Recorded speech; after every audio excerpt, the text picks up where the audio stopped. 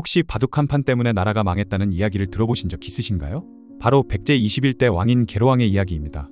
455년부터 475년까지 20년간 백제를 다스린 계로왕은 고구려 첩자 도림의 계략에 속아 무리한 토목공사를 벌이다가 결국 고구려 장수왕의 공격을 받아 한성이 함락되고 비참한 최후를 맞았다고 전해지는데요.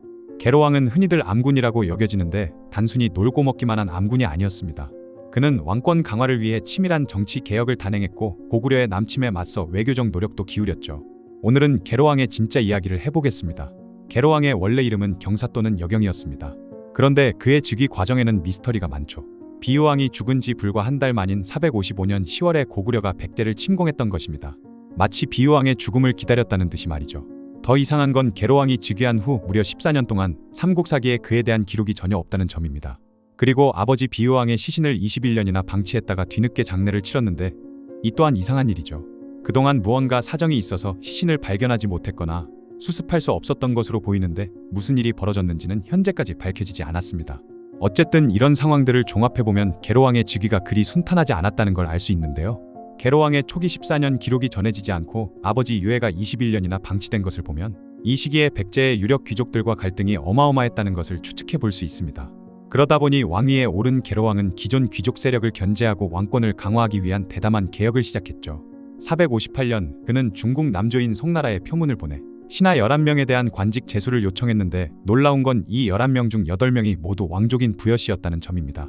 특히 주목할 만한 건 좌연왕과 우연왕이라는 새로운 관직이 등장했다는 것인데 이 관직들은 원래 흉노 같은 북방민족들이 군사권을 가진 왕족에게 주던 직책이었습니다.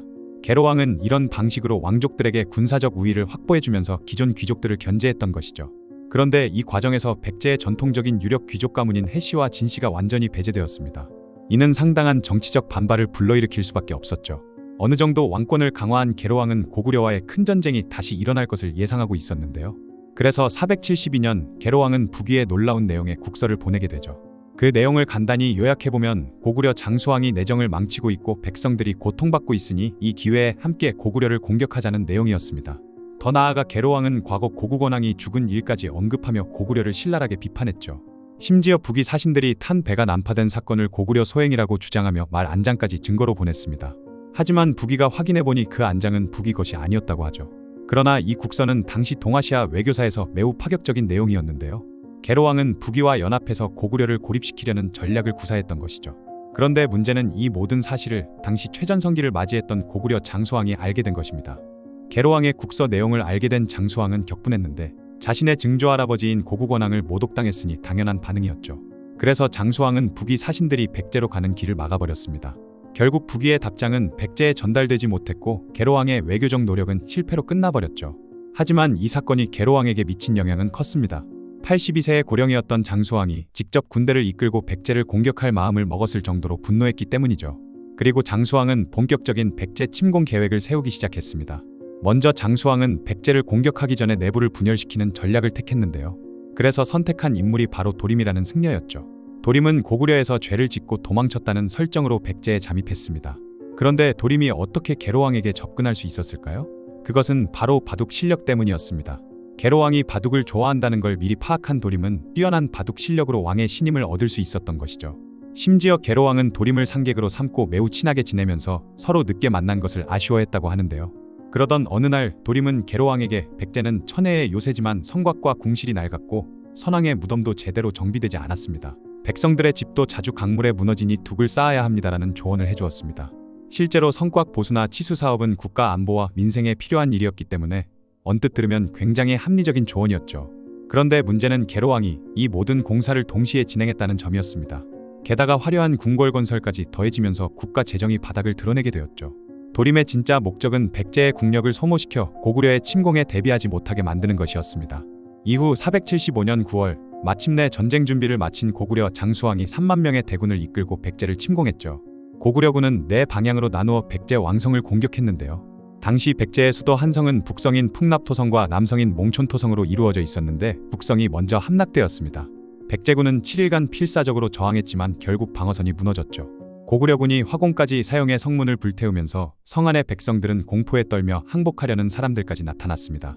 그렇게 위례성이 함락될 위기에 처하자 계로왕은 중대한 결단을 내렸죠. 그는 아들인 부여문주를 불러 내가 어리석어서 간사한 자의 말을 믿고 이 지경에 이르렀다. 백성들은 지쳤고 군대는 약해졌으니 누가 나를 위해 싸우겠는가? 나는 나라를 위해 죽을 것이니 너는 도망가서 왕실의 혈통을 이어라 라고 말했던 것입니다. 이는 사실상 유언과 다름없었는데요. 그렇게 부여문주는 울면서 남쪽으로 도망쳤고 계로왕은 끝까지 남기로 했죠. 결국 위례성이 완전히 함락되자 계로왕은 왕비와 함께 수십 명의 기병을 데리고 탈출을 시도했습니다. 하지만 그를 기다리고 있던 건 더욱 잔혹한 운명이었죠. 결국 고구려군의 계로왕은 사로잡히고 말았고 심지어 자신을 잡은 사람은 제증걸로와 고이만년이라는 두 장수였는데 이들은 원래 백제 사람이었습니다. 계로왕의 정치 개혁 과정에서 밀려나 고구려로 망명한 배신자들이었죠. 이들은 옛 임금인 계로왕 앞에서 절을 한 후 그의 얼굴에 3번 침을 뱉고 죄목을 따졌습니다. 그리고 아차성 아래로 끌고 가서 일족과 함께 참수했죠. 심지어 더욱 비참한 것은 계로왕도 일국의 왕이었는데도 묘비도 없이 매장되었다는 점입니다. 거기다가 현재까지도 계로왕이 어디에 묻혔는지 알 수 없다고 하죠. 한 나라의 왕이 이렇게 비참하게 죽는 모습은 정말 충격적이긴 합니다. 또한 당시 백제의 상황이 얼마나 안 좋았는지 일본서기에는 이때 백제가 멸망했다고 적혀 있을 정도라고 합니다. 그동안 계로왕은 바둑에 빠져 나라를 망친 암군으로 여겨져 왔는데요. 하지만 최근 연구들을 보면 그는 나름대로 개혁 의지를 가진 군주였습니다. 왕족 중심의 권력구조 재편은 왕권 강화를 위한 필요한 조치였고 북위에 보낸 국서도 고구려를 견제하기 위한 현실적인 외교 전략이었죠.